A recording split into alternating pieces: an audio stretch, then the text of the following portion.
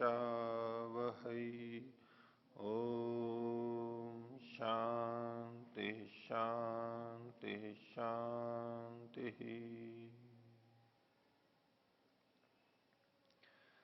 योग दर्शन की 88वीं कक्षा योग दर्शन के तृतीय पाद विभूति पाद का प्रसंग है। इसमें प्रारंभ के धारणा, ध्यान, समाधि इनका वर्णन किया गया और इन तीनों को मिलाकर के संयम ये संज्ञा दी गई और संयम के सिद्ध होने पर, दृढ़ होने पर प्रज्ञा का आलोक, समाधि प्रज्ञा का आलोक होता है, प्रकाश बढ़ता जाता है और एक भूमि को जीतने पर जो प्रज्ञा बनती है उसका उपयोग अगली भूमि के लिए किया जाता है और योग से योग की प्राप्ति होती है, अगली भूमि का हमें ज्ञान होता जाता है इत्यादि बातें छठे सूत्र तक हमने पिछली कक्षा में देखी। और पिछले पाठ में से किन्हीं को कुछ पूछना है तो पूछ सकते हैं।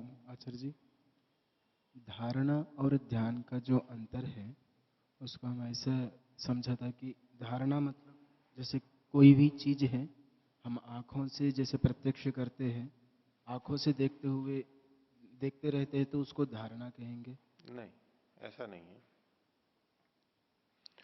धारणा चित्त को एक स्थान पर बांधना है। इतना जरूर है कि धारणा में हम प्रत्यक्ष अनुभूति करते हैं। वो आंख से देख रहे हैं या आंख को बंद करके कर रहे हैं, दोनों तरह से हो सकता है। वो मैंने उदाहरण के रूप में आपको कहा था कि किसी बाहर के स्थान पर हम टिका करके देखते हैं, मन को उसी स्थान पर टिका दिया, एक स्थान पर टिकाया, तो आंख को खोल के भी जैसे बिंदु पे, दीपक पे इत्यादि जो किया जाता है, त्रटक आदि, उसको एक स्थान पर किया। श्वास प्रश्वास चल रहा है, उस पर मन को टिका दिया, नासिका के अग्रभाग पर यहां पर टिका लेते हैं, आते जाते श्वास को देख रहे हैं, अनुभव कर रहे हैं।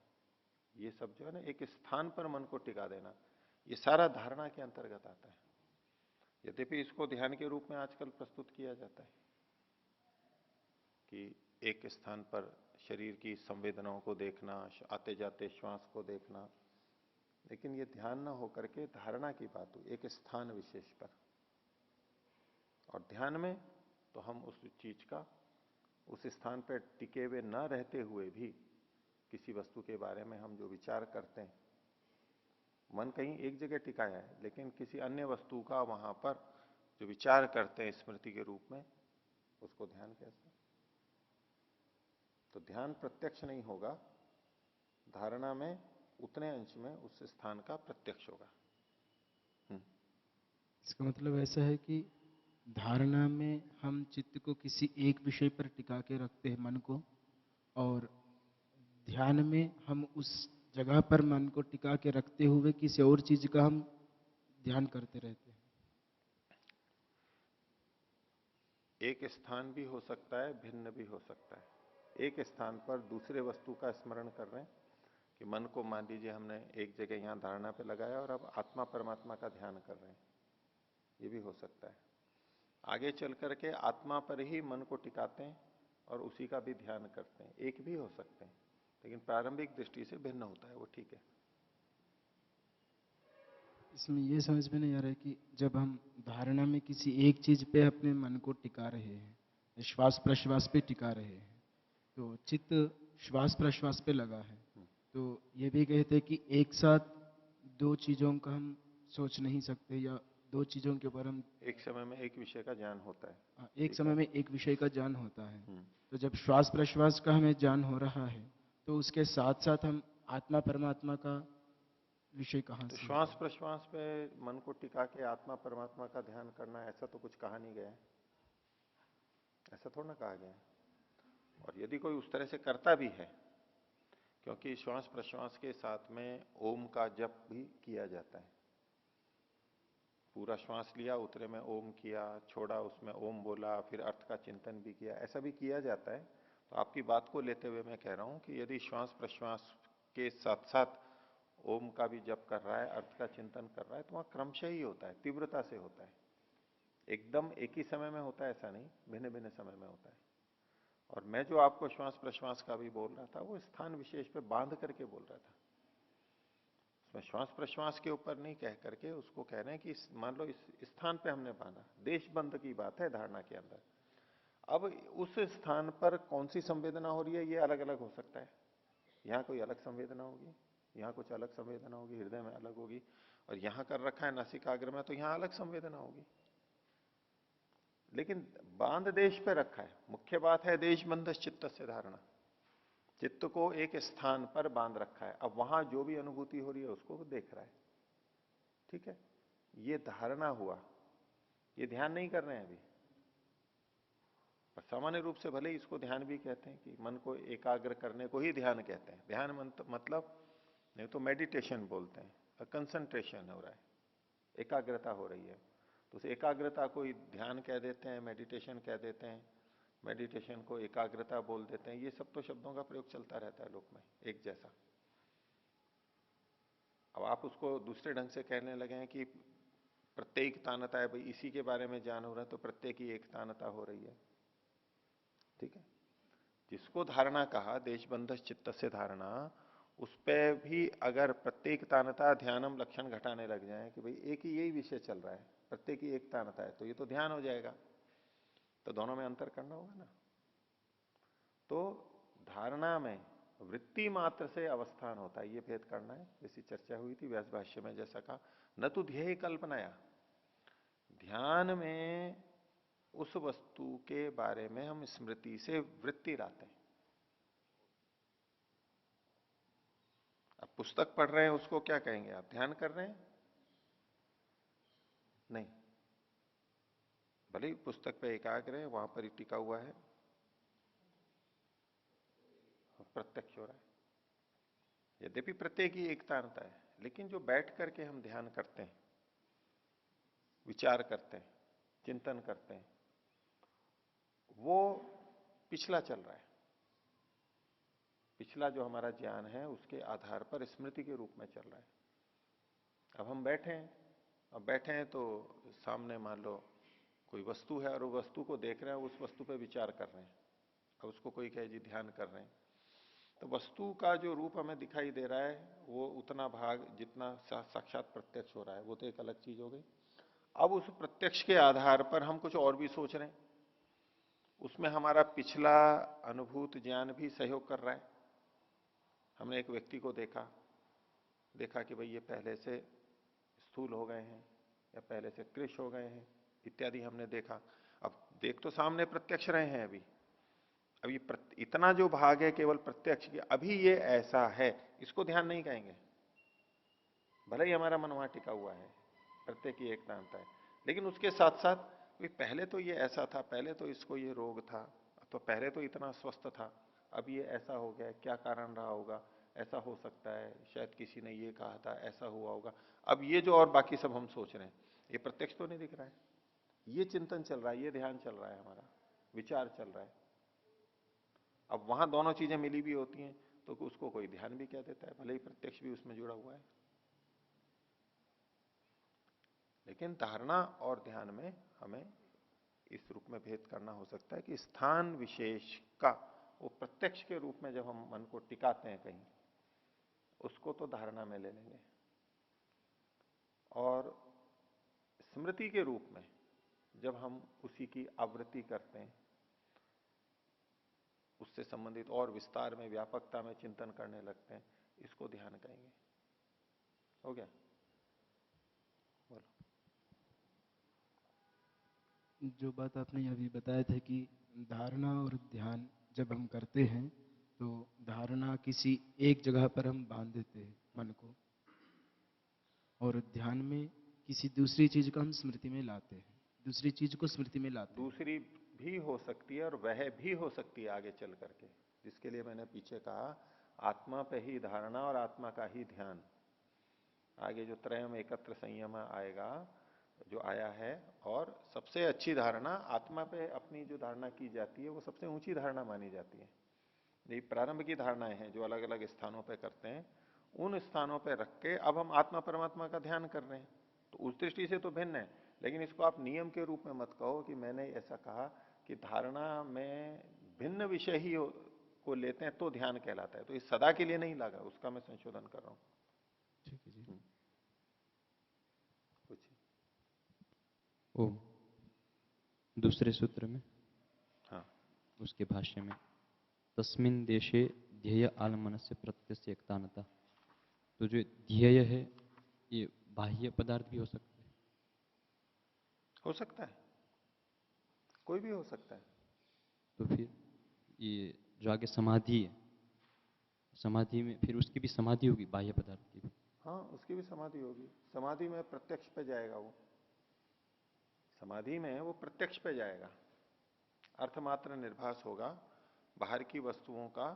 उसमें दो तरह से प्रक्रियाएं स्वीकार की जाती हैं। एक तो जैसे हम इंद्रिय गम्य प्रत्यक्ष करते हैं उस दृष्टि से, तो एक दृष्टि से तो ये भी सब समाधि है, योग पक्ष में नहीं है। क्षिप्त मूड विक्षिप्त में भी तो समाधि है ना। समाधि तो चित्त का धर्म है, चित्त की सभी भूमियों में रहने वाला है, प्रथम सूत्र में जो बात आई थी। तो ये जो हम सब देखते हैं, सुनते हैं, प्रत्यक्ष करते हैं, ये सब चित्त की कोई भी क्षिप्त मूड विक्षिप्त है, वो भी समाधि ही कहलाती है, लेकिन योग पक्ष में नहीं है। और जब एकाग्र अवस्था होगी तब उस चीज का भी प्रत्यक्ष होता है। बाहर की चीज के लिए तो ठीक है, बाहर के साधनों का हमें उपयोग करना पड़ेगा, ज्ञानेंद्रियों का उतने अंश में, और आंतरिक है तो उसका आंतरिक प्रत्यक्ष होगा। और योग का जो प्रत्यक्ष होता है वो तो आंतरिक ही स्वीकार किया जाता है, मुख्य जो है वो आंतरिक है। इंद्रियों आदि का जो प्रत्यक्ष होगा, सूक्ष्म इंद्रियों का, वो आंतरिक होगा। आत्मा परमात्मा का होगा वो आंतरिक होगा।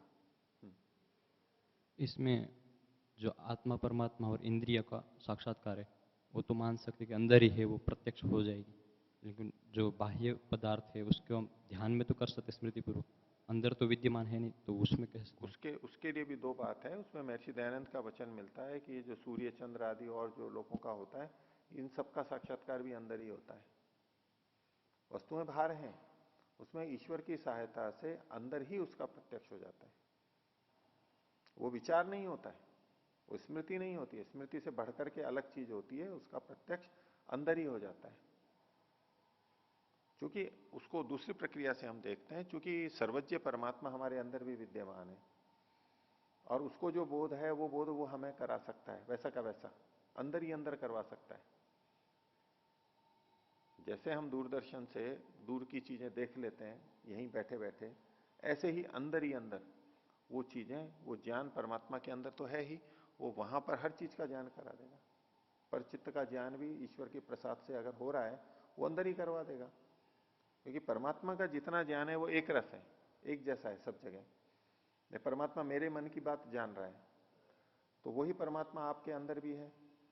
तो आपके वहां पर जो परमात्मा है वहां वाला वो, उसमें भी मेरे मन की बात पता है, तो वहीं की वहीं आपको पता लग जाएगा। एक जैसा है वो सारा। तो जैसे परचित्त का ज्ञान हो गया, अन्य बाह्य वस्तुओं का ज्ञान हो गया, तो महर्षि का उसमें वचन मिलता है कि इन सबका साक्षात्कार अंदर ही हो जाता है। अंदर की चीजों का तो अंदर होता ही है, और जो बाहर की चीजें जिन पे आप प्रश्न कर रहे हैं उनका भी ग्रह नक्षत्र आदि का अंदर हो जाता है, इस तरह का भाव है। वो जो समाधि पीछे संप्रज्ञात वाली, उसमें मन और आत्मा को अलग अलग जानता है स्वयं। सत्पुरुष अन्यथा ख्याति, ठीक है। और इस समाधि में कहा कि स्वरूप शून्यम युवा, तो स्वरूप को शून्य करके उन दोनों को जानेगा, ऐसा? स्वरूप का क्या मतलब ले रहे हैं आप यहाँ? आत्मा का स्वरूप ना, वो नहीं, वो एक अर्थ किया जाता है ना। स्वरूप का मतलब बताया ना, प्रत्यात्मक स्वरूप से शून्य। प्रत्यात्मक है न स्वरूपेण शून्यमेवा, ज्ञानात्मक स्वरूप से शून्य है ये। ध्यान में ज्ञानात्मक स्वरूप रहता है, प्रत्यात्मक स्वरूप रहता है, उससे शून्य जैसा हो जाता है। अर्थात स्मृति वृत्ति नहीं रहेगी, वो प्रत्यक्ष पे ही केंद्रित हो जाएगा, प्रत्यक्ष पे ही केंद्रित हो जाएगा। किसी को किसी वस्तु की बहुत लालसा हो, भोज्य पदार्थ है, दर्शनीय पदार्थ है, बहुत अधिक लालसा है, मिला नहीं है, उससे पहले बहुत सोच रहा है उसके बारे में। जैसे ही वो मिला, अब इतनी लालसा है कि बस उसी पे एकाग्र हो गया है, उसी का सेवन करने लग गया है। अब वो पिछली बातें उसकी हट गई हैं, उसी पे एकाग्र हो गया है। वहां ऐसा बनेगा। दोनों भी हो सकते हैं, उस वस्तु का सेवन भी कर रहा है और स्मृति भी ला रहा है साथ में, ये भी हो सकता है। लेकिन जब बहुत ज्यादा एकाग्र हो जाता है तो पिछली सारी बातें छूट जाती हैं, इसके बारे में किसने क्या कहा था, कैसा है, वो तो बस उसका सेवन करने में लग जाता है, भोगने में लग जाता है, केवल वहीं केंद्रित हो जाता है। अब ये प्रत्यात्मक स्वरूप से शून्य बनता है। ऐसा समाधि में भी होता है, स्मृति परिशुद्ध हो जाती है, पिछली बातें नहीं आती हैं, शब्द प्रमाण आदि अनुमान से जो पहले जाना है वो नहीं आएगी, वहीं पर ही लीन हो जाएगा, उसी पर इतना अधिक एकाग्र होता है वो। कुछ ओम। छठा सूत्र है चाहिए। व्यास भाष्य के तीसरी लाइन में ईश्वर प्रसादात जितोत्तर भूमिकस्य च नादर भूमिषु परचित्त ध्यान संयमो युक्त। ये पंक्ति एक बार सकते हैं। हाँ, ईश्वर के प्रसाद से, ईश्वर की कृपा से, जित उत्तर भूमि कस्य, जीत ली है उत्तर भूमि जिसने, वो योगी जीत ली है उत्तर भूमि जिसने, जित उत्तर भूमि कस्य योगी न, ईश्वर की सहायता से जिस योगी ने ऊपर की, उत्तर भूमि मतलब आगे की ऊंची भूमियों को जीत लिया है, यानी प्राप्त कर लिया है, ऐसे उस योगी का अधर भूमिशु, निचली भूमियों में। अब निचली भूमि कौन सी, तो उसका उदाहरण दिया, पर चित्त ज्ञानादिशु, पर चित्त में का ज्ञान होना, दूसरे के चित्त का ज्ञान हो जाना, उसके मन में क्या चल रहा है, ये अधर भूमि में माना गया, निचली भूमि है। वैसे तो बहुत बड़ी चीज हो गई, हम एक दूसरे के मन को पूरा पूरा जान लें, ऐसे तो बड़ी बात हो गई, लेकिन यहां की दृष्टि से वो निचली भूमि है। तो पर चित्त ज्ञानादिशु संयमो न युक्त, उसका निचली भूमियों में संयम करना, धारणा ध्यान समाधि लगना न युक्त है, उचित नहीं है। ऊपर चला गया तो नीचे क्यों करेगा, वो युक्त नहीं है। अकस्मात फिर का क्यों नहीं है, तो उसका कारण आगे बताया। ईश्वर की सहायता से जिस योगी ने ऊंची भूमियों को प्राप्त कर लिया है, उसका अब निचली भूमियों में संयम करना, यानी धारणा ध्यान समाधि लगाना उचित नहीं है। अब किसी ने 10वीं की परीक्षा उत्तीर्ण कर ली, सीधे सीधे भी कर सकते हैं ना, 5वीं पास उत्तीर्ण है वो भी 10वीं की दे देता है सीधे। अब 10वीं उत्तीर्ण कर ली, अब वो 6ठी 7वीं 8वीं की परीक्षा उत्तीर्ण करने उचित नहीं है, कर चुका वो, ऊपर जा चुका, सीधा ऊपर जा चुका है, ऐसे। और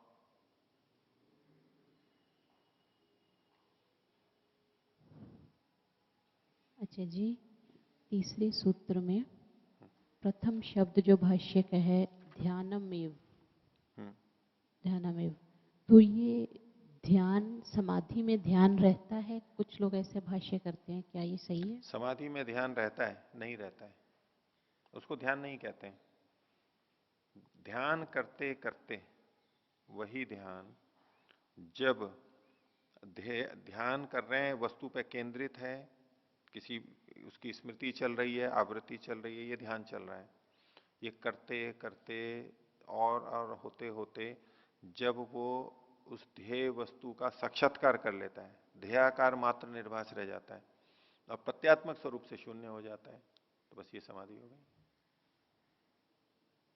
तो यूं नहीं कहते हैं कि समाधि में भी ध्यान रहता है, ध्यान और समाधि को बिल्कुल अलग अलग अंग कहा गया है। ध्यान समाधि की पूर्व अवस्था है ये कह सकते हैं, ध्यान के बाद में समाधि होती है ये कह सकते हैं, लेकिन ध्यान में समाधि है ये भी नहीं कह सकते, और समाधि में ध्यान है ये भी नहीं कह सकते, दोनों अलग अलग है। मोटी भाषा में भले ही कह दो, कोई बैठा है उनका ध्यान लगा हुआ है तो भी कह सकते हैं कि भाई ये तो समाधि लगा रहा है। किसी की समाधि लगी हुई है, किसी को पता नहीं है कि इसकी समाधि लगी है क्या है, तो पहले भी ध्यान कर रहा है, ऐसे कथन भले ही हो जाए, लेकिन आप तात्विक दृष्टि से देखेंगे तो जिस समय ध्यान चल रहा है तो वो समाधि नहीं है, और समाधि लगी हुई है तो ध्यान नहीं होगा। ध्यान के समय स्मृति वृत्ति है, अगर समाधि के समय स्मृति वृत्ति आ रही है तो अब वो ध्यान है, समाधि नहीं है। ध्यान में हम शब्द लेते हैं, मंत्र लेते हैं, मंत्र को जब बोलते हैं मन में, ये स्मृति वृत्ति का प्रयोग है, पहले भी मैंने आपको बताया था ये, इसको शब्द प्रमाण नहीं बोलते, शब्द प्रमाण वृत्ति नहीं बोलते। ओम का जप कर रहे हैं, कोई श्लोक कर रहे हैं, वैसे शब्द प्रमाण है, उससे जो ज्ञान प्राप्त हुआ वो सबसे पहली बार। अब जब हम उसकी आवृत्ति कर रहे हैं तो ये स्मृति वृत्ति का प्रयोग है। जिसको याद होता है वो बोल लेता है, याद नहीं होता है तो नहीं बोलता है, शब्द छूट जाते हैं, भूल जाता है। तो जो लगातार हम, भले ही गायत्री मंत्र है, कोई है, या एक शब्द भी है, ओम का भी जप कर रहे हैं, ये स्मृति वृत्ति है, शुद्ध स्मृति वृत्ति है। और इसमें जो हम अर्थ का चिंतन करते हैं ये ध्यान के अंतर्गत आएगा। इसमें कितनी भी एकाग्रता हो जाए, इसको समाधि कभी नहीं कहेंगे। जब ईश्वर का साक्षात्कार होगा, शब्द के माध्यम से ईश्वर आनंद स्वरूप है ये नहीं, उसको आनंद आने लगेगा, आनंद की अनुभूति होगी, अब ये समाधि है, ईश्वर का साक्षात्कार हो रहा है। अब ओम आनंद स्वरूप है, ये कदम छूट जाएगा उसका। कोई गुड़ को खा रहा है, गुड़ मीठा होता है, पहले तो सोच रहा था गुड़ मीठा होता है, अब गुड़ खा रहा है, अब भूल गया गुड़ मीठा होता है। मीठा बस अनुभव कर रहा है वो, लेकिन अब उसको आवृत्ति करने की भी आवश्यकता नहीं है कि हाँ गुड़ है, गुड़ लेना है, गुड़ मीठा है, या गुलाब जामुन है, जो भी ले आप। अब तो बस वो अनुभव कर रहा है, मीठा बना रहा है उसको। पहले भी सोच रहा था मीठेपन का, कि गुड़ मिलेगा तो मीठा होगा, गुलाब जामुन मिलेगा तो मीठा होगा, पर अभी वो अनुभव कर रहा है। ये ध्यान और समाधि में भेद है। ध्यान स्मृति वृत्ति से होगा, प्रत्यात्मक स्वरूप होगा, समाधि प्रत्यक्ष रूप होगी, ध्येयाकार निर्भास होगी, ध्येय वस्तु के आकार का, स्वरूप का आभास होगा, अनुभूति होगी। ये भिन्नता है। प्रत्येक की एकतानता तो यहां पर भी है, समाधि में भी। प्रत्यक्ष जिस समय हो रहा है समाधि में, जैसे धारणा में देख रहे थे, यूं तो प्रत्येक की एकतानता वहां भी होगी। एक ज्ञान तो चल ही रहा है, धारणा में भी हमने कहीं भी टिका रखा है तो एक ही विचार चल रहा है ना, वहीं का ही। उस तरह से तो प्रत्येक की एकतानता वहां भी है। और समाधि में भी जब समाधि लगी हुई है किसी एक ही वस्तु की, आत्मा परमात्मा किसी की भी इंद्रिय की, तो भी वहां पर, यानी परमात्मा की तो छोड़ दीजिए, वो तो निरुद्ध अवस्था हो गई, तो प्रत्येक की एकतानता नहीं कहलाएगी। चित्त की प्रत्येक की एकतानता नहीं है, आत्मा के स्तर पे एकतानता है, पर उसको ध्यान नहीं कहते। ध्यान प्रत्यात्मक स्वरूप वाला होता है, स्मृति वृत्ति वाला होता है, हम आवृत्ति करते हैं, ये ध्यान है। हुआ? ये तो हुआ जी। जी अभी आपने बोला कि ईश्वर आनंद स्वरूप है, हाँ, उसकी अनुभूति होना इस ये समाधि, समाधि में आएगा। ये समाधि है। हाँ अच्छा जी, एक तो ये आनंद हो गया। हाँ, एक वो चतुर्थ जो थर्ड समाधि है वो आनंद, वो तो संप्रजात समाधि का भाग हुआ। हाँ, वो प्रकृति का सुख आ रहा है। वो दो में भेद कैसे होगा? हाँ, वो भेद तो हो जाएगा, जब आप आ जाएंगे तो अपने आप ही हो जाएगा वहां पर। उसमें भिन्नता है कि जो आनंदानुगत है, संप्रज्ञात समाधि है, वो सुख भी लगता तो बहुत अच्छा है, लेकिन थोड़ी देर में वो भी फीका पड़ने लगता है। बहुत अच्छा लगेगा लेकिन थोड़ी देर में फीका पड़ने लगेगा। जैसे कि कितनी भी अच्छी मिठाई हो, कितना भी अच्छा नमकीन या जो भी कुछ हो, बिल्कुल लौकिक की तरह से ही होगा। यहां जल्दी हो जाता है, वहां देर से होता है। यहां जल्दी दुष्प्रभाव आने लगते हैं। वहां ऐसे दुष्प्रभाव नहीं आते हैं। यहां तो अधिक खाते ही तो मान लो पेट में भारीपन हो गया, दस्त लग गए, उल्टी हो गई, अरुचि हो गई, ये तो, और थोड़ी ही देर में अरुचि हो जाती है। अब कितनी देर खाएगा कोई मीठे को या और किसी चीज को? 5 मिनट, 10 मिनट, आधा घंटा, कितनी देर खाएगा? लेकिन इतना अवश्य है कि हम उसकी अनुभूति में, सुख में न्यूनता देखते हैं। इसमें कोई दो राय है? किसी भी इंद्रिय का सुख हो, किसी भी इंद्रिय का भौतिक सुख हो, वो धीरे धीरे क्षीण होगा। ये भी प्रकृति का है, क्षीण तो ये भी होता है, लेकिन देरी से होता है। ये आंतरिक सुख है, ये बाह्य सुख है। अब बाह्य सुख इंद्रियों का बाह्य साधनों से जो होता है थोड़ी देर के लिए है, और किसी को मान लो मानसिक सुख हो गया, वैसा समाधि का नहीं, वैसे ही किसी की बहुत प्रशंसा कर दी,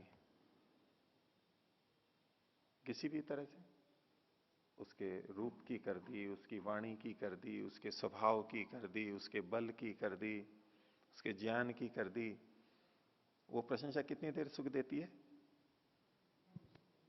ये जो विषयों का सुख होता है उसमें और इसमें कुछ अंतर दिखेगा? कई बार ऐसी प्रशंसा हो जाती है कि वो कई दिनों तक या महीनों तक सुख देती रहती है। लेकिन इंद्रियों का सुख तो ऐसा नहीं होता है, वो अपेक्षा से कम होता है। तो ये जो आंतरिक सुख है, आंतरिक सुख है, वो बहुत लंबा, किसी को कोई पद मिल गया, नौकरी में कोई अधिकारी बन गया और उसको बहुत, या सूचना मिल गई, बेटा ऐसा हो गया, बेटी ऐसी हो गई, ऐसा, या भारत में हो गया, मान लो भारत जीत गया किसी के साथ विशेष, मान लो क्रिकेट मैच चल रहा है भारत पाकिस्तान का, या हॉकी मैच चल रहा है, बहुत बड़ा संघर्ष है या अंतिम चक्र है, फाइनल है उसमें, और जीत गया, तो खुशी होगी अंदर, अपने देश में हुआ। उसमें और मिठाई खाने के सुख में अंतर है। वो सुख कितनी अधिक देर तक रहता है ना, लेकिन क्षीण तो वो भी होता है। जिस समय पहली बार वो पता लगा ये जीत गया या हम खेल देख रहे हैं हो गया, उस समय तो एकदम बहुत होता है, धीरे धीरे तो वो भी कम होता है, लेकिन अधिक देर तक चलता है। फुटबॉल में जीत जाते हैं तो कई दिनों तक उत्सव मनाते रहते हैं लोग, विदेशों में झूमते हैं, रात पूरी रात जागते रहते हैं और खेलते रहते हैं, और बहुत बहुत बड़ा एक उत्सव जैसा हो जाता है उनके लिए, वहां दीवानगी है उसकी, और उसकी खुमारी बहुत चढ़ी हुई रहती है आगे कई दिनों तक। तो लौकिक सुख की अपेक्षा मानसिक सुख, यानी बाह्य इंद्रियों के सुख की अपेक्षा मानसिक सुख जैसे अधिक देर तक रहता है। अब ऐसा ही समाधि का भी सुख है, संप्रज्ञात का कह रहा हूं, है प्रकृति का ही सुख, सत्वगुण का सुख है, प्रकृति का सुख है, वो इन सुखों से भी बड़ा है, लेकिन क्षीण तो वो भी होता है, तीव्रता उसकी भी कम होती है, रोग नहीं आएगा। अब हमारे को वैसे खुशी हो रही है कि भारत जीत गया, अब अधिक देर तक खुशी होती रहती है तो कोई रोग आ जाता है क्या? कोई उल्टी होती है क्या? कोई दस्त लगती है क्या? कुछ नहीं, प्रशंसा हो जाती है बहुत अच्छी सी, अखबार में निकल जाए बहुत अच्छा, ऐसा कुछ तो खुशी रहती है, लेकिन उससे वैसे पीड़ा बाधा जैसी कि इंद्रिय जन्य सुखों में होती है, उसकी सीमा होती है, वैसा इसमें नहीं होता है। अंतर पता लगता है ना हमारे को? बस ऐसा का ऐसा संप्रज्ञात समाधि के सुख में भी होता है, विवेक ख्याति में भी होता है। विवेक ख्याति भी बहुत सुख देती है, बहुत, जैसे लौकिक ज्ञान होने पे हमें अच्छा लगता है, कोई नई चीज सीखी, नई चीज जानी, तो कितना अच्छा लगता है, ज्ञान का सुख होता है ना, ज्ञान का सुख होता है ना। संसार के सुखों से ज्ञान का सुख 1000 गुना अधिक है, सत्यार्थ प्रकाश में महर्षि ने लिखा है, कई गुना अधिक है, देर तक करता है, लाभ हमें अधिक देता है, उससे कोई रोग तो नहीं आता वैसा। हाँ, घमंड कर ले तो एक अलग बात है, वो अलग प्रक्रिया, लेकिन जो हमारे को जानकारी का सुख है, देर तक रहता है लेकिन हमें बाधित नहीं करता, पर क्षीण तो वो भी होता है। पहली बार जिस चीज को हम जानते हैं तो उस समय कितना सुख लगता है, नया नया स्थान, नई फैक्ट्री, नई कोई पर्वत, कोई ऐसा कुछ यंत्र नया नया देखते हैं तो कितना सुख लगता है, बाद में नहीं लगता। कश्मीर में जाओ तो शुरू में लगेगा, फिर वहीं रहने लगो तो अच्छा तो लगेगा, जब जब ध्यान देंगे तो अच्छा लगेगा, लेकिन अपेक्षा से कम हो जाएगा।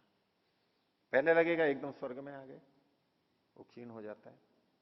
हाँ, उसको देर तक करते हैं तो बाधा नहीं होती, पेट में अफारा नहीं आता है।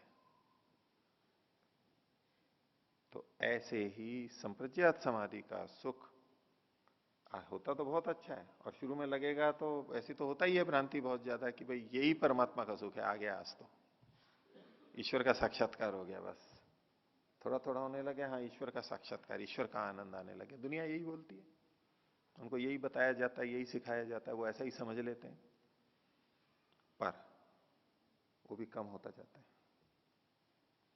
बस ये लक्षण है कि ये संप्रज्ञात समाधि का आनंद है।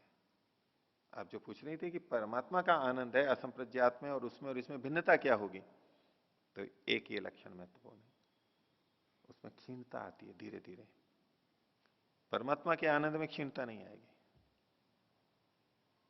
वो यथावत रहता है, एक जैसा रहता है, एक रस रहता है। ये भिन्नता होती है, उबता नहीं है उससे। इससे तो उब जाएगा संसार का कोई सुख हो, एक काल एक मात्रा के बाद में अरुचि ऊब हो जाएगी, बोर होने लगेगा उससे, अप्रियता हो जाएगी। ऐसा ही संप्रज्ञात समाधि में एक समय में आकर के वो उसको छोड़ेगा। अतो विपरीता विवेक ख्याति रीति जिति शक्ति अपरिणामिनी अप्रतिसंक्रमा शुद्धा च अनंता च। और ये विवेक ख्याति जो है वो जो वहां सुख हो रहा है उसको, ये इससे विपरीत होती है। तो ज्ञान का सुख भी आता है, एकाग्रता का सुख आता है, संतोष का सुख आता है, बहुत शांति रहती है, कष्ट हट जाते हैं, इसलिए वो बहुत अच्छा लगता है। और पहले तो वही अच्छा लगता है। अभी तो संसार के सुख भी ऐसे ही लगते हैं, जो बहुत निर्धन हो, जैसे तैसे जीवन बिता रहा हो, थोड़ा सुख तो वहां भी मिलता है। कोई अच्छी जगह आ जाए, अच्छा खान पान हो, अच्छा रहन सहन हो, तो उसको यूं लगता है ना कि स्वर्ग में आ गया हूं। जो पहले से रह रहे हैं वहां पर, वो तो उनको तो नहीं लगता कि स्वर्ग में रह रहे हैं, उनका स्वर्ग उससे ऊंचा होता है। और उसको भी थोड़े दिनों बाद में लगने लगेगा, जिसको वो सोच रहा था कि ये तो मैं स्वर्ग जैसी जगह में आ गया हूं, थोड़ी दिन में वो उसको स्वर्ग नहीं रहेगा। अब वहां की न्यूनताएं, उसके दुख, वो उसको अनुभव में आने लगेंगे, उससे ऊपर वो चाहेगा। बस ऐसा ही संप्रज्ञात समाधि के आनंद में, सुख में, स्थिति में भी होता है, उससे भी ऊपर जाना चाहता है। संतोष सुख में भी ऐसा ही होगा, भले ही कितना भी बड़ा है संतोष सुख, वो उसका अपना सुख अपनी जगह मिलता ही रहता है, लेकिन वो संतोष सुख भी दुख रूप दिखाई देता है उसको, बाद में उसको भी छोड़ने का मन करता है। ऐसा परमात्मा के आनंद के साथ में नहीं होता है, ये भिन्नता है।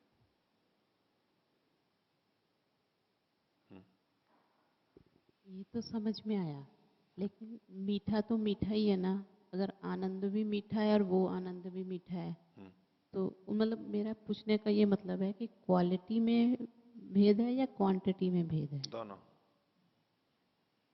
मीठा तो मीठा है, अब चाहे गुड़ हो चाहे चीनी हो, ठीक है। हाँ भर रहे हैं आप तो।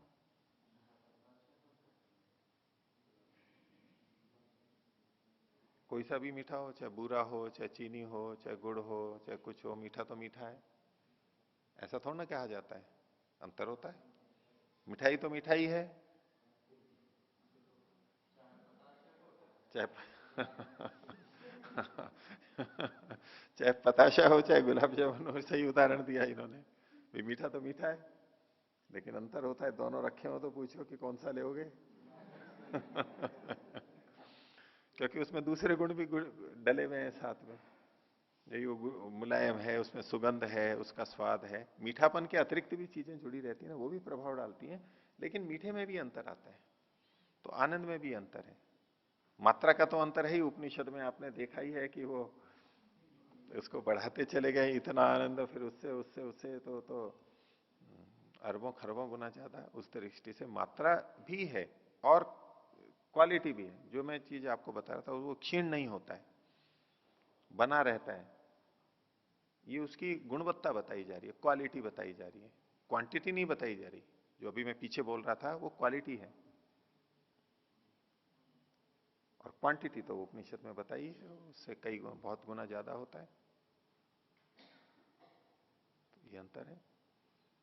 और योग ही योग का उपाध्याय है, इस सूत्र को पकड़ के चलिए। दूसरे उपाध्यायों की आवश्यकता क्या है पूछने की कि भाई क्या है, ये क्या है। ठीक है, थोड़ी उत्सुकता होती है, उसकी शांति हो गई। बाकी तो योग ही योग का उपाध्याय है, वो बता देगा अपने आप। चलते रहेंगे वो अपने आप हो जाएगा, वहीं पता लग जाएगा हाँ ये चीज है। चले आगे, बोलिए। जी, आप समाधि के प्रसंग में बता रहे थे कि जैसे एक विचारधारा ये भी है कि जिसमें व्यक्ति ध्यान का भी बोध नहीं होता और ध्याता का भी बोध नहीं होता, सिर्फ जो ध्येय है सिर्फ उसकी अनुभूति होती है कि ईश्वर का आनंद आ रहा है। लेकिन ईश्वर वो का आनंद नहीं, मतलब सिर्फ भाव आनंद रहता आ रहा है। है ये नहीं आएगा। वो है कि ईश्वर आनंद स्वरूप है। हाँ, मतलब उसी भाव में रहते हैं। मैं ध्यान कर रहा हूं, ईश्वर का आनंद स्वरूप, ईश्वर आनंद स्वरूप है, ईश्वर का ध्यान कर रहा हूं, तो मैं और ध्यान भी जुड़ा हुआ है और ईश्वर आनंद स्वरूप है ये भी है। अब मैं हट गया जब एकाग्र हो जाते हैं, जैसे कि हम पुस्तक पढ़ रहे हो, एक तो अच्छा मन नहीं लग रहा है तो हाँ मैं बैठा हूं यहाँ और पुस्तक पढ़ रहा हूँ, ये पढ़ रहा हूँ, ये पुस्तक है, सारा बोध रहता है। और जब बहुत आनंद आ रहा होता है, पुस्तक पढ़ने में लीन हो जाते हैं, तो मैं पढ़ रहा हूं ये बोध समाप्त हो जाता है, इव समाप्त जैसा हो जाता है, उस विषय में खो जाता है व्यक्ति। ये नहीं देखता कि मैं कहाँ बैठा हूं, क्या है, कितना बज गया है, मेरा पैर सुन्न हो गया है, क्या कितनी देर हो गई है, वो सब अपने उससे भूल जाता है, देश और काल से परे चला जाता है, वो रहते हुए भी उसका बोध नहीं होता। ऐसे जब एक बिंदु पर केंद्रित हो जाता है, उसको वो लोग समाधि कहते हैं, कि केवल ध्येय पे रह जाता है, ऐसा वो है। और इसको कहते हैं कि हमारी समाधि लग गई है, बोले वो कहते हैं, बल्कि यूं स्पष्ट करते हैं कि इसमें और क्या होगा समाधि के अंदर, और क्या होगा, बस उस पर केंद्रित हो गए पूरी तरह से, वही समाधि हो गई। बोलिए आगे। इसको फिर सिद्धांत से कैसे काटेंगे? सिद्धांत से कैसे काटेंगे, वो तो शब्द प्रमाण है, वो तो सारी बात आ ही चुकी है। क्योंकि वो व्यक्ति ये कह रहा है कि मैं सिर्फ ईश्वर के ही भाव में हूँ, मुझे हाँ। अपना भी ध्यान नहीं है, और क्योंकि ध्यान इसलिए नहीं क्योंकि मैं ध्यान भी नहीं कर रहा हूँ, मतलब ध्यान वाली स्थिति में भी नहीं हूँ, क्यों नहीं है, चिंतन नहीं ध्यान है कर ना, रहा हूँ, वो ध्यान है ना। चिंतन नहीं कर रहा हूँ मैं, नहीं, सिर्फ चिंतन नहीं ईश्वर कर का ही रहे भाव हैं। आ रहा है मेरे, बस नहीं, ईश्वर के भाव में ही हूँ, मैं बना हुआ हूँ। ईश्वर का भाव है, वो प्रत्यक्ष हो रहा है अथवा ज्ञान के रूप में चल रहा है। मतलब इसका निर्धारण तो वो व्यक्ति खुद ईमानदारी से देखेगा वो तभी कह हो नहीं, सकेगा। वो कह रहे हैं साथ में, दोनों तरह के व्यक्ति होते हैं, कुछ कहते हैं कि नहीं यही प्रत्यक्ष है, कुछ स्पष्ट भी करते हैं कि ये बस वो एकाग्र हो गए, बस इसी को प्रत्यक्ष कह दिया जाता है, ऐसे बोल रहे हैं। तो ये तो ध्यान ही है पक्का। जैसे ये माइक है, तो इस माइक का चिंतन करना और इसका प्रत्यक्ष करना मेरे हाथ में है, हम्म। मेरे अपने ऊपर है। अब इसी तरीके से जैसे आत्मा है, तो उसका ध्यान करना तो मेरे सामर्थ्य में मुझे लगता है, लेकिन उसका प्रत्यक्ष करना वो वो कैसे, वो मतलब वो तो कैसे, अपने सामर्थ्य में नहीं हाँ, लगता कि भाई मैं हाँ, आँख खोल वो सकता होता है, वो होता है, जब हम उस जगह पे पहुंच जाते हैं उस स्थिति में, तो वो हो जाता है। ऐसे हाथ में नहीं है जैसे कि हम इन वस्तुओं को देख रहे हैं और अब मैंने इसको हाथ से ले लिया, पकड़ लिया, ऐसे नहीं है, ये उठा लिया और ये कर लिया, ऐसा नहीं है वो। उसके लिए आंतरिक जो स्थिति चाहिए वो बनेगी पहले, और चित्त वहीं जाकर टिकेगा और कहीं जाएगा ही नहीं। मान लीजिए दूरबीन है, अब दूरबीन से बहुत कुछ दिखाई दे सकता है हमारे को, लेकिन हम दूरबीन के पास में नहीं है, आंखें वहां नहीं रख रखी हैं, दूर हैं, इधर उधर देख रहे हैं, तो हमें दिखाई नहीं देगा ना उसमें से जो है। दूरबीन से देखो, थोड़ा दूर से देखो तो कुछ भी नहीं दिखाई देगा हमारे को, दूरबीन तो दिखाई दे जाएगी, उससे जो उधर की चीज दिख रही है वो नहीं दिखाई देगी। उसको एक स्थिति में आना होता है, उस फोकस में, उस जगह आंख आनी चाहिए प्रकाश की किरणों की दृष्टि से। तो जब हम उस जगह पहुंचेंगे तो अपने आप ही दिख जाएगा, दूरबीन से जो दिखना है उस समय हमको यूं खींच के थोड़ा ना लाते हैं, ऐसे ही अंदर भी वो हो जाएगा, अपने आप हो जाएगा। और स्थूल उदाहरण देखना है तो हम जिसको आंख से देखना बोल रहे हैं, तो आंख से देखना है, अब इधर की चीज देख रहे हैं, उधर की देखनी है, अब इधर देख रहे हैं तो उधर का दिख नहीं रहा है, तो इधर जब आंख को ले आते हैं तो वो दिख जाता है या हम देखते हैं?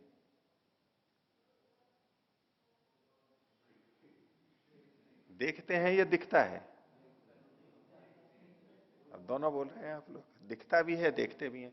वही मैं इधर, मेरा मुंह इधर था, अब इधर से देखने की इच्छा है, मैंने ये किया, तो मैं ये क्या कर रहा हूं, देख रहा हूं, दिख नहीं रहा है, मैं देख रहा हूं, ऐसा हम कहते हैं। और यूं बैठे हैं, उधर से कोई आके चला गया तो दिख गया मेरे को वो। मैं तो यूं खिड़की की तरफ देख रहा था और वहां एक पक्षी बैठा था, एक पक्षी दिख गया मेरे को, मैं देख नहीं रहा था, दिख गया। ऐसा हम भाषा में प्रयोग करते हैं। तो जिसको हम देखना कहते हैं उसको भी बोलिए कि मैं मान लो यूं इधर चला गया और इनको देख रहा हूं, तो बोले देख रहा हूं, तो देख रहा हूं मैं क्या वो वहां से उनका रूप पकड़ करके ला रहा हूं अंदर? भाई मेरा प्रयत्न कहां तक है कि मैंने चेहरा उधर कर लिया, आंखें खुली रखी, बंद नहीं रखी, बस उसके आगे जो हो रहा है वो दिख रहा है, वो अपने आप। लौकिक भाषा में एक अलग चीज है, वहां हम दिखना और देखना दोनों अलग अलग करते हैं, लेकिन जिसको हम देखना कहते हैं वहां भी अगर विचार करें तो अपने आप ही तो होता है ना। हमने केवल अनुकूल स्थिति बनाई है, हमने आंखें खोल ली, हमने प्रकाश उचित कर लिया, हमने गर्दन उस तरफ कर ली, बीच में कोई आवरण है तो वो हटा दिया, बाधाएं हटाई हैं हमने, बाकी क्या हुआ? बाकी अपने आप हुआ। अपने आप हुआ ना, उसमें हमने किया थोड़ा ना है। बस ऐसे ही अंदर भी होता है। इसको तो आप कह रहे हो ये तो हमने माइक को और इसको मैंने तो बोले अपने आप कर लिया, वो कर तो लिया तो ठीक है। आपने इसको पकड़ा, इसका स्पर्श है, तो स्पर्श भी कैसे किया? आपने यूं हाथ हिलाया, चलो इसको पकड़ लिया, यूं स्पर्श देख लिया कैसा है, लेकिन इसका स्पर्श जो होना है वो भी तो अपने आप हुआ है, हमने केवल हाथ को ही तो वहां पर लाया है। भाई उसके आगे क्या, हमने क्या किया है उसके आगे? हमने एक अनुकूल स्थिति बनाई कि ये त्वचा सन्निकर्ष के बिना, संयोग के बिना ज्ञान नहीं करती है, इंद्रिया सन्निकर्ष होना चाहिए, हमने इंद्रिया सन्निकर्ष कर दिया। अब आगे का हमने क्या किया है? अपने आप ही तो होता है ना। बस बिल्कुल ऐसा ही अंदर भी होता है। अंदर हमने वो इस स्थिति को बनाया, अन्य वृत्तियों को रोका, वैराग्य की स्थिति है, विवेक हुआ, वैराग्य हुआ, अन्य वृत्तियां नहीं है, तो मन स्वतः ही आत्मा पे जाके टिक जाएगा, उसका प्रत्यक्ष करा देगा। इसलिए वो कहते हैं कि हमने किया नहीं और अपने आप हो गया। अब उस स्थिति तक पहुंचने के लिए जो यत्न किया उसको देखें तो कहेंगे ना कि हमने किया। ठीक है, पानी में, नदी में, सर्दी ठंडे पानी में चले गए गर्मी के दिनों में, तो बोले मैं नदी की ठंडक का आनंद ले रहा हूं, नदी की ठंडक ले रहा हूं, हवा आ रही है ठंडी ठंडी, उसका से हम केवल नदी में जाके घुसे ही तो हैं, बाकी जो अब ठंडक आ रही है वो तो उसमें हम क्या कर रहे हैं? कोई ठंडक पकड़ पकड़ करके ला रहे हैं हम वहां से, बाहर से अपने अंदर? अपने आप आती है ना ये। हम उस स्थिति में पहुंचे, ये सभी विषयों में है। मैं भोजन का रस ले रहा हूं, अब रस ले रहा हूं मतलब क्या किया हमने? भोजन का रस निकाल करके अंदर डाल लिया क्या? हमने तो भोजन को अंदर लिया है, बस मुख में रख लिया, चबा रहे हैं, घुमा रहे हैं मुख में, बस। अब बाकी जो रस जा रहा है वो कैसे जा रहा है? हमने अनुकूल स्थितियां पैदा की और बाकी सारा वहां पर हो रहा है। ऐसा ही अंदर भी अनुकूल स्थिति बनती है और वो होता है। और जहां किसी स्थिति विशेष में करना होता है तो धारणा, ध्यान, समाधि, ये तीन संयम की बातें बताई, और उस जहां जहां संयम करेंगे वहां वहां उसका प्रत्यक्ष होगा। ये इस रूप में हमारा प्रयत्न रहेगा। यदि हम आत्मा पे ध्यान करते हैं, धारणा करते हैं, ध्यान करते हैं, तो वहीं समाधि लगेगी, परमात्मा पे है तो वहां लग जाएगी, इंद्रियों पे है तो वहां लग जाएगी। इस रूप में तो प्रयत्न हो ही रहा है, वहां कर सकते हैं। वहां चीजें यूं हाथ की तरह नहीं पकड़ी जाएंगी, माइक की तरह से। वहां पकड़ने का मतलब है उस विषय को अधिकृत किया जाता है चित्त में। ध्यान गए हैं मतलब उस विषय को हमने अधिकृत कर दिया, विषय की प्रत्येक की एकतानता है, यही उसका पकड़ना है। अब धीरे धीरे उसका आगे हो जाएगा। ठीक है, आगे चलते हैं।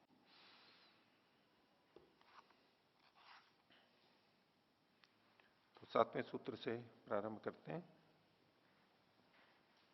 योग के 8 अंग उन सबको बता दिया। अब इनमें इस पाद के अंदर जो धारणा, ध्यान, समाधि 3 अंग बताए गए, उनका और पहले वालों का परस्पर संबंध बताया जा रहा है। तो 8वें सूत्र में कहा त्रयम अंतरंगम पूर्वेभ्य। त्रयम, ये जो 3 है, कौन? धारणा, ध्यान, समाधि, ये पूर्वेभ्य, पूर्व वालों की अपेक्षा से, यानी पहले के जो 5 हैं प्रत्याहार तक के, उनकी अपेक्षा से त्रयम अंतरंगम पूर्वेभ्य, पूर्व की अपेक्षा से ये अंतरंग कहलाते हैं। योग के 8 अंगों में ये 3 अंतरंग हैं, तो वो 5 बहिरंग हो गए। इसी को खोल रहे हैं भाष्य में, तदेत धारणा, ध्यान, समाधि त्रयम अंतरंगम, ये तीनों अंतरंग होते हैं। किसके? संप्रज्ञात से समाधि, संप्रज्ञात समाधि के अंतरंग होते हैं। तो समाधि संप्रज्ञात समाधि, अभी असंप्रज्ञात का नहीं कह रहे हैं, अब यहां समाधि का मतलब, या तीन जो कहा समाधि, उसमें संप्रज्ञात समाधि को कहा जा रहा है। संप्रज्ञात के लिए आगे कथन आएगा, केवल संप्रज्ञात का है इसलिए विशेषण लगा। संप्रज्ञात समाधि के ये तीन अंतरंग होते हैं। पूर्वेभ्य यमादिभ्य पंचभ्य साधनेभ्य इति, यमादि जो 5 साधन है उनकी अपेक्षा से। अब यहां पर समझना यह है कि जब हम अंतरंग बहिरंग की बात करते हैं, तो अंतरंग में जब हमने धारणा ध्यान समाधि 3 को लिया, तो ये अंतरंग किसकी अपेक्षा से कह रहे हैं? एक तो है बाह्य और दूसरा संप्रज्ञात समाधि के ये अंतरंग होते हैं। ये 3 संप्रज्ञात समाधि के अंतरंग हैं। इसका मतलब है संप्रज्ञात समाधि इन 3 से भिन्न है, ऐसी प्रतीति होगी ना। ये 3 संप्रज्ञात समाधि के अंतरंग होते हैं और वो 5 हैं, वो बहिरंग हैं। किसके? संप्रज्ञात समाधि के। तो जब 3 कहा तो उसमें तो समाधि आई चुकी थी, तो ये संप्रज्ञात समाधि अलग कही जा रही है। तो किसकी अपेक्षा से ये कथन करेंगे? तो अब संप्रज्ञात समाधि के भेदों को हम यहां पर ले लेते हैं। वितर्क, विचार, आनंद और अस्मिता, ये 4 भेद शास्त्रोक्त हैं। तो जब हम कहेंगे संप्रज्ञात समाधि के ये 3 अंतरंग हैं, इसका मतलब है जब हम 3 में धारणा ध्यान समाधि लेंगे तो उसमें वितर्कानुगत समाधि ही लेंगे। और ये संप्रज्ञात समाधि का अंतरंग है, तो वहां संप्रज्ञात समाधि में कौन सी लेंगे? विचार को लेंगे। विचार संप्रज्ञात समाधि की अपेक्षा से, विचार संप्रज्ञात समाधि के लिए 3 अंतरंग कौन से हैं? धारणा ध्यान और सवितर्क समाधि। आगे बढ़िए। आनंद, वितर्क, विचार, आनंद भी तो एक संप्रज्ञात समाधि है। जब आनंदानुगत संप्रज्ञात समाधि की दृष्टि से देखेंगे तो पहले के 3 अंतरंग कहलाएंगे। तो उसमें कौन कौन से हो जाएंगे? धारणा ध्यान और समाधि में तो वितर्क और विचार दोनों को ले लेंगे। अब इसमें संप्रज्ञात समाधि के अंतरंग है, अगर यहां अस्मितानुगत संप्रज्ञात समाधि लेंगे तो उससे पहले के जितने हैं संप्रज्ञात समाधि के जो भाग हैं, धारणा ध्यान तो आना ही है, वितर्क विचार और आनंद जो ये भाग हैं, ये इसके अंतरंग कहलाएंगे। तो चूंकि धारणा ध्यान समाधि में समाधि शब्द आ चुका है और इधर फिर संप्रज्ञात समाधि ले रहे हैं, और पीछे जो हम देख करके आए थे तो समाधि का जो लक्षण किया गया था वो तो हमने संप्रज्ञात और संप्रज्ञात दोनों पे घटाया था। और त्रयम एकत्र संयम में तीनों आए तो तीनों में समाधि आ गई, तो समाधि में दोनों समाधियां आ गई और संप्रज्ञात के भी सारे भेद आ गए। इन सबको मिला करके संयम संज्ञा कही गई। तो यूं देखेंगे तो कुछ बचा ही नहीं। अगर सारे के सारे भेद समाधि के हम 3 में ले लें तो ये अन्य कौन सी चीज बची है जिसके ये अंतरंग है? तो उसको समझने के लिए ये भेद कर दिए जाते हैं संप्रज्ञात असंप्रज्ञात के। और चूंकि असंप्रज्ञात तो लेना ही है, यहाँ संप्रज्ञात समाधि स्पष्ट लिखा हुआ ही है, तो अब जो भेद करेंगे तो संप्रज्ञात समाधि के 4 भेदों की दृष्टि से, जैसा आपके सामने मैं बोल रहा था, ऐसे करेंगे तो इसकी संगति लगेगी। नहीं तो क्या प्रश्न उठेगा? कोई इस पे पूछ सकता है, ये तभी आपको उत्तर पता है, नहीं तो ये अटकने वाली चीज है। बोले 3 में क्या क्या लेते हैं? बोले जी धारणा ध्यान समाधि, और ये संप्रज्ञात समाधि अलग है, तो ये इससे अलग कैसे हो गई? धारणा ध्यान समाधि में जो समाधि शब्द है उससे कोई और समाधि ली जा रही है संप्रज्ञात समाधि से भिन्न। और जब इधर आ चुकी है तो उधर संप्रज्ञात समाधि क्यों पड़ा? और उधर संप्रज्ञात समाधि है तो इसमें धारणा ध्यान समाधि 3 क्यों कह रहे हैं? 2 ही कहना चाहिए। धारणा और ध्यान समाधि के लिए अंतरंग हैं, ये तो समझ में आएगा व्यक्ति को। यम से लेकर के प्रत्याहार तक के 5 अंग समाधि के बहिरंग हैं और धारणा और ध्यान अंतरंग है। इसको कहने में तो कोई दिक्कत ही नहीं है, इसको समझने में ये तो आसानी से। लेकिन जहां ये 3 कह दिया गया, धारणा ध्यान समाधि, और उधर फिर संप्रज्ञात समाधि के अंतरंग है, तो उसका समाधान ऐसे भेद करके प्रसंगानुसार लगा करके हो सकता है। त्रयम अंतरंगम पूर्वेभ्य। तो अब जो ये अंतरंग कहे थे वो भी आगे देखिए 8वां सूत्र, तदपि बहिरंगम निर्बीजस्य, निर्बीज समाधि की अपेक्षा से ये 3 भी बहिरंग है। अब ये जो तीन है इसमें धारणा ध्यान तो वो के वही है। अब समाधि में कौन सी ली जाएगी? संप्रज्ञात समाधि ही ली जाएगी। संप्रज्ञात समाधि के सारे भेद आ जाएंगे। हम यहां ऐसा नहीं कह सकते कि तीन में समाधि भी आ रही है तो असंप्रज्ञात समाधि भी आ गई तो निर्वीत समाधि कुछ और है असंप्रज्ञात से भिन्न, ऐसा नहीं कहेंगे। चूंकि निर्वीत समाधि यहां पर कहा जा रहा है, निर्वीत समाधि की दृष्टि से ये तीन अंतरंग हैं, तो तीन में समाधि शब्द का ग्रहण करते हुए संप्रज्ञात ही ली जाएगी। ठीक है, तो त्रयम अंतरंगम तदपि बहिरंगम निर्बीज से, जो अंतरंग है वो भी बहिरंग कहलाएगा। यहां पर भाष्य देखिए, तदपि अंतरंगम साधन त्रयम, ये भी तीन साधन धारणा ध्यान समाधि यानी संप्रज्ञात समाधि, निर्बीज से योग से बहिरंगम भवती, निर्बीज योग का बहिरंग होते हैं ना। निर्बीज समाधि है तो असंप्रज्ञात समाधि पीछे आ ही चुका है। कस्मात भाई ये इसका बहिरंग क्यों है? तो बोले तद अभावे भावादिति, इन तीन का जब अभाव हो जाता है, धारणा ध्यान और जब संप्रज्ञात समाधि का अभाव हो जाता है तब इसका भाव होता है। ये जो धारणा ध्यान समाधि है यानी संप्रज्ञात समाधि है, ये सब वृत्तिमय अवस्थाएं हैं। वृत्ति की दृष्टि से धारणा भी वृत्ति है, ध्यान भी वृत्ति की चित्त की वृत्ति की अवस्था है, और संप्रज्ञात समाधि भी वृत्ति की अवस्था है। और निरोध समाधि में, निर्बीज समाधि में वृत्ति रहती नहीं है, इसलिए कहा तदभावे, उसका अभाव होने पर, इन तीन का अभाव होने पर, इन वृत्ति का अभाव होने पर तदभाव, इसका भाव होता है। भावादिति, इसका भाव ही तब होता है। निर्बीज समाधि आती ही तब है जब वृत्तियां हट जाती हैं, तो हट गई तो वो बहिरंग हो गए। तदपि बहिरंगम निर्बीज से। हो गया यहां तक? हाँ बोलो। इसका अंतरंग क्या होगा? किसका? निर्बीज का? कोई नहीं है, बस खुद ही है ये। इसको आपको लेना है तो पर वैराग्य, अविप्लव विवेक ख्याति, इसको आप ले सकते हैं, लेकिन है वो भी वृत्ति रूपी, उसके किनारे पे है, अलग से इसका कोई अंतरंग नहीं है, बस ये अंतिम हो गया। अब हर चीज का मूल की मूल तो नहीं होती है ना, अंतरंग का अंतरंग नहीं होता है। और अंतरंग वही उसका और अंतरंग, उसका तो क्या अंतरंग का तो अंतरंग, बस अंतिम हो गया, उसका कोई और अंतरंग नहीं, अंतिम जगह आ गई। तो ये जो सारा चलता रहता है समाधियों में, उस समय मन में क्या हो रहा होता है, मन में क्या परिवर्तन होता रहता है, वो विषय अब आगे चला रहे हैं। तो 9वें सूत्र की भूमिका देखिए, अथा निरोध चित्त क्षणेशु, ये जो निर्बीज समाधि है निरोध समाधि है, तो निरोध चित्त के काल में, निरोध चित्त क्षणेशु, जिस काल में चित्त निरुद्ध अवस्था में होता है, वृत्ति तो है नहीं, तो तब चलम गुण वृत्तम इति, गुणों का वृत्त तो चलायमान है, कुछ ना कुछ तो परिवर्तन होता है। चलम से गुण वृत्तम, गुणयति सत्वरस्तम, ये तो परिवर्तन होता रहेगा। तो भाई जब वृत्ति ही नहीं हो रही है तो अब चित्त में वहां चलम से गुण वृत्तम कैसे घटाओगे आप? क्या परिवर्तन हो रहा है उसके अंदर? तो चलम च गुण वृत्तम इति कीदृशः तदा चित्त परिणाम, उस समय में चित्त में क्या परिणाम हो रहा होता है? जब वृत्तियां होती हैं तब तो हमें पता लगता है कि चित्त में परिणाम हो रहा है, ये वृत्ति आई ये चली गई, ये वृत्ति आई ये चली गई, ये क्लेश उभरा ये स्थिति आई, ये वृत्तियां बदल रही हैं, हमें पता लग रहा है चित्त में परिणाम हो रहा है, चित्त बदल रहा है।